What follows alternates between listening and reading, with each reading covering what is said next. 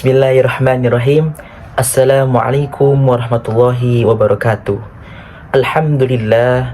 Alhamdulillahilladzi bi ni'matihi tatimmus shalihat wa bi fadlihi tatanazzalul khairat. Asyhadu an la ilaha illallah wahdahu la syarikalah wa asyhadu anna sayyidana Muhammadan abduhu wa rasuluhu la nabiyya wa la rasula ba'dah. Rabbi syrah li sadri wa yassir li amri wahlul 'uqdatam min lisani yafqahu qawli. Amin ya rabbal alamin. Puji serta syukur marilah kita panjatkan kehadirat Allah Subhanahu wa taala, yang mana sampai detik ini kita masih bisa diberikan nikmat. Di antaranya ada nikmat iman, nikmat sehat wal afiat, serta nikmat panjang umur, yang mana kita dapat berkumpul di tempat yang berbahagia ini. Salawat teriring salam tak lupa juga kita curahkan kepada junjungan alam baginda Nabi besar kita Muhammad sallallahu alaihi wasallam, Rasul pemimpin umat, pembawa syafaat yang tak pernah hianat. Baik, berdirinya saya di sini akan menjelaskan mengenai manusia yang memiliki sifat labil. Manusia adalah makhluk yang suka tergesa-gesa dalam menentukan suatu keputusan, karena kebanyakan dari kita tidak melibatkan Allah dalam segala urusan. Labil adalah kondisi emosi seseorang yang cenderung mudah goyah atau mudah berubah pendiriannya. Dalam kondisi labil, seseorang relatif lebih mudah mengalami perubahan keadaan perasaan. Misalnya, dari sedih berubah menjadi ramah. Sesungguhnya manusia diciptakan bersifat keluh kesah lagi kikir. Apabila ia ditimpa kesusahan, ia berkeluh kesah. Dan apabila ia mendapatkan kebaikan, ia amatlah sangat kikir. Ayat-ayat ini menggambarkan bahwasannya manusia cenderung mengeluh saat menghadapi kesulitan dan menjadi kikir saat mendapat kenikmatan, menunjukkan ketidakstabilan emosi dan perilaku mereka. Secara keseluruhan, ayat-ayat tersebut mencerminkan sifat manusia yang mudah berubah, tergesa-gesa, dan seringkali tidak stabil dalam sikap dan perasaannya. Ini mengingatkan kita untuk selalu introspeksi dan berubah, mencapai keseimbangan serta kebijaksanaan dalam menjalani kehidupan. Dalam pandangan agama Islam sendiri, manusia memang dianggap sebagai makhluk yang labil atau tidak stabil, yang tercermin dalam berbagai aspek kehidupan dan karakteristik mereka. Berikut adalah beberapa poin yang menjelaskan pandangan ini. Yang pertama, dalam Islam sendiri, ujian dan cobaan dianggap sebagai cara Allah untuk menguji dan memperkuat iman serta karakter manusia. Ketidakstabilan ini dilihat sebagai kesempatan bagi manusia untuk berusaha menjadi lebih baik dan lebih dekat dengan Allah Subhanahu wa taala.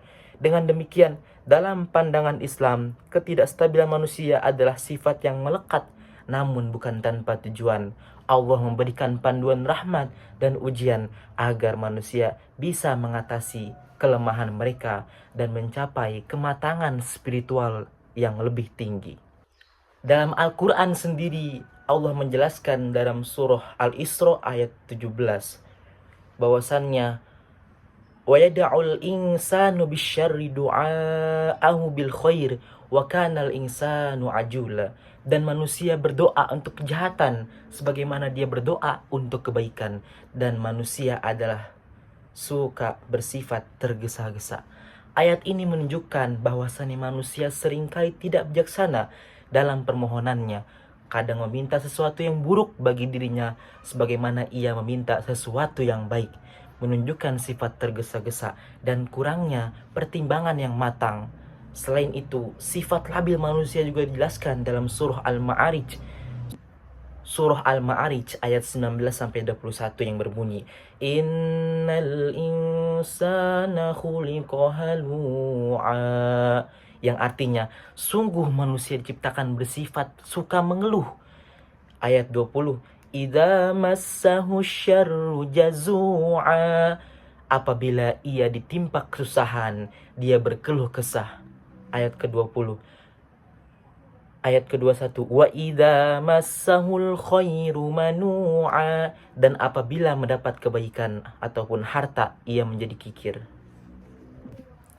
Itulah mengapa banyak masyarakat terutama di era kapitalisme sering mempromosikan produk dan layanan yang menjanjikan hasil instan. Iklan-iklan yang menggambarkan kehidupan yang lebih mudah dan cepat mempengaruhi cara pandang dan harapan masyarakat. Contoh sifat labil seringkali ditandai dengan fluktuasi emosi yang cepat dan tiba-tiba, di mana seseorang dapat berubah dari satu emosi ke emosi lainnya dengan mudah. Misalnya, seseorang bisa merasa bahagia pada suatu saat, tetapi bisa berubah menjadi marah atau sedih hanya dalam satu singkat. Padahal manusia seharusnya bersabar dan terus berdoa kepada Allah tanpa merasa putus asa atau cepat kecewa jika doanya belum terkabul, sebab Allah Subhanahu wa taala memiliki waktu dan cara terbaik dalam mengabulkan doa hambanya. Kesabaran dan ketekunan juga seringkali membawa hasil yang lebih baik dan berkah yang lebih besar. Dalam salah satu hadis yang diriwayatkan oleh Anas bin Malik radhiyallahu anhu, qala Rasulullah sallallahu alaihi wasallam, annani minallahi wal ajalah minasyaitan. Artinya Rasulullah sallallahu alaihi wasallam bersabda, ketenangan itu dari Allah, sedangkan tergesa-gesa itu datangnya dari setan. Hadis riwayat Tirmizi. Hadis ini menunjukkan bahwasanya sifat tergesa-gesa adalah sesuatu yang tidak baik sebab berasal dari setan. Sebaliknya, sifat tenang berasal dari Allah Subhanahu wa taala. Jadi tidak perlu tergesa-gesa untuk mendapatkan sesuatu karena bukan hasil yang baik, nanti yang didapatkan malah akan menjadi sesuatu yang buruk. Adapun yang perlu dilakukan agar manusia menghindari hal tersebut, yang pertama, sebelum mengambil keputusan atau bertindak tergesa-gesa, pikirkan konsekuensi jangka panjangnya. Apakah tindakan cepat ini akan membawa manfaat atau justru merugikan di masa depan? Yang kedua, sesuaikan harapan dengan realitas.